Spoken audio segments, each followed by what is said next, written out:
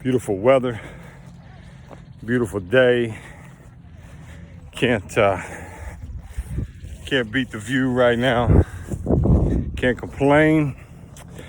First, it's a little late. Been a lot going on and crazy times, but it's not an excuse. Thank you to everybody from around the world that reached out, said happy birthday. Means a lot. Everybody always says that, but what that means to me in a lot of ways, it means I've provided you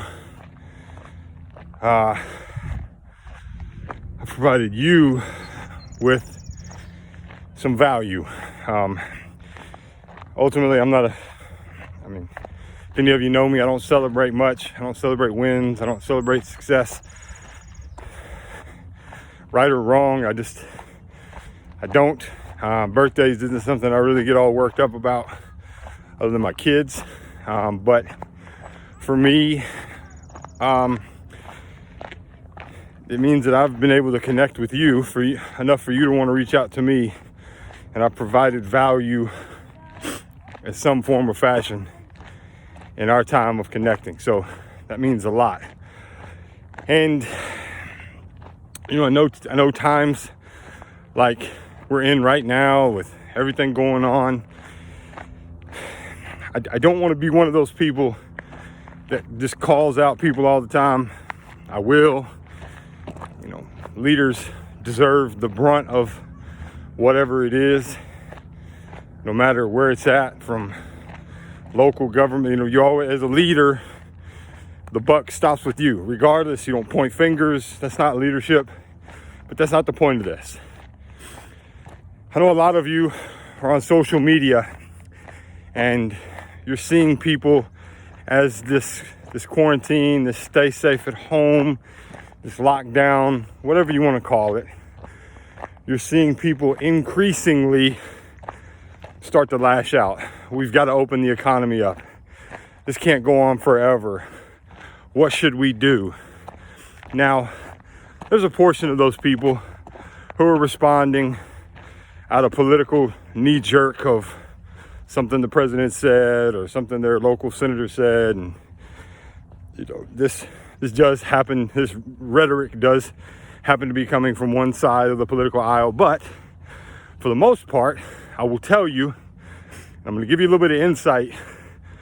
Most of the people on your friends list, even if that's who they identify with, that's not their reasoning for responding and really lashing out and attacking and jumping in arguments. That's not the reason they're doing it. They're doing it because they're scared. They're doing it because they're anxious. They're doing it because there's uncertainty. They're doing it because financially there's a lot of doubt. I think the latest stats, 25 million people filed unemployment last month. 25 million people. That's a lot of people. The $350 billion stimulus to small businesses just dried up. It was supposed to last 7-8 months. So that's what you're dealing with. It's a lot of that. And it's a lot of people, they're scared.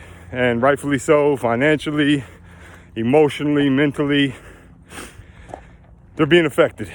And they need a little bit of grace and they need a little bit of compassion. That's why they look for answers in conspiracy theories or different things. Psychology is a proven science. It doesn't lie to you. And you don't have to be a psychology major to even understand it. But people, they're scared, they're uncertainty, and that's how they respond and react. And then there's actual mourning and different things that happen with all of this, and different things that happen through that process. So, it's the times we live in, and they definitely need a little bit of grace. They need a little bit of compassion, and don't take it personal. Don't feel like you have to jump in and prove everybody wrong. Now isn't the time to have political debates, right or wrong, point fingers. That's the other thing we have to stop doing, is stop pointing fingers. Accountability and leadership can happen whether you have a title or not, whether you're an elected official or not. And you set that example for accountability by just saying, hey, this is what we're dealt with. Here's the circumstances. Here's the cards you dealt me. How am I going to play these cards? You don't get to just throw the deck away and get new cards. That's not life. That's not how things go. So I'm out for a walk, and I don't know if you can see this. Love. They've put it in their yard. It's really cool. Really, really cool. We got a cool neighborhood, but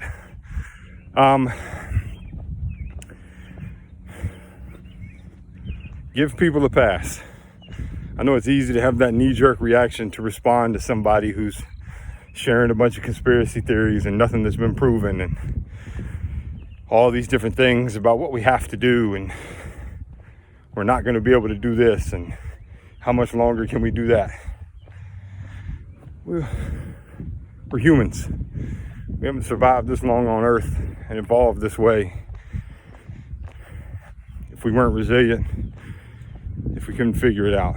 This ain't going to be what ends us. So, it's having that mindset. It's having that mentality. So I love you guys. Keep doing what you do. Give those people grace. Give them a little bit of pass. Realize that why they're responding the way they're responding, there's a reason for it. There's a reason why they're doing it. So hit them up. Ask them about sports. Ask them about something. Get them off subject. Talk about something different. Try to get people to laugh. The quickest way to overcome anxiety and fear is laughter. So just some tips sharing with you guys. It's just some different things I've learned through the years of dealing with crazy situations. I love you. I hope this message resonates with you. Hope my heavy breathing didn't bother you too bad, because I'm out trying to get some exercise and take up some of the sunlight and fresh air. So hope you guys stay blessed.